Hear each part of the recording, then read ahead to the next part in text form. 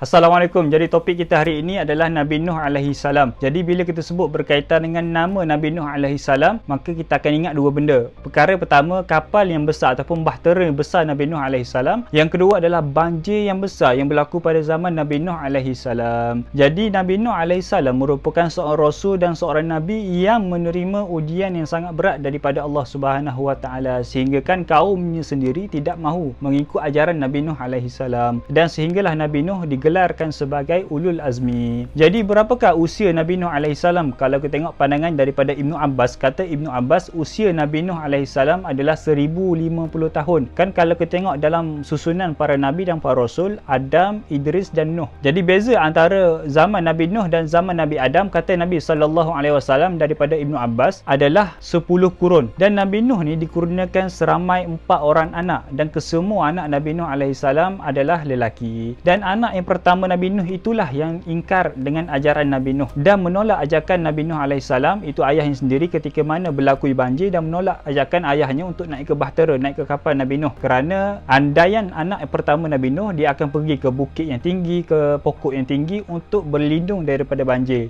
Padahal pada ketika itu Allah Subhanahu wa taala telah menenggelamkan seluruh bumi pada ketika itu. Dan ada persoalan, adakah banjir pada zaman Nabi Nuh alaihi salam itu telah menenggelamkan keseluruhan manusia pada ketika itu? Dan kalau kita tengok pandangan para ulama, para ilmuwan sendiri seperti Ibnu Katsir, kata Ibnu Katsir, tidak ada yang kekal, tidak ada yang tinggal melainkan zuriat Nabi Nuh alaihi salam. Maksudnya keseluruhan manusia pada ketika itu tenggelam dengan banjir yang besar Allah Subhanahu wa taala. Tidak ada satu yang hidup melainkan manusia yang berada dalam bahtera Nabi Nuh alaihi salam. Itu pandangan daripada Ibnu Katsir. Dan kalau kita tengok pandangan dalam kitab Bidayah wa Nihayah, ketika mana selepas berlakunya banjir, yang berada di atas muka bumi pada ketika itu dinisbahkan kepada kepada Nabi Nuh alaihi salam, iaitu Sam, Ham dan Yafith. Jadi manusia pada ketika itu yang tak naik kapal Nabi Nuh memang semua tenggelam dengan banjir Allah Subhanahu wa taala. Tetapi ada juga riwayat yang mengatakan banjir tersebut hanya berlaku kepada kaum Nabi Nuh sahaja. Jadi manusia yang bukan kaum Nabi Nuh terselamat daripada banjir. Dan kalau kita tengok dalam Bidayah wa Nihayah juga ada menyebut banjir itu berlaku selama 150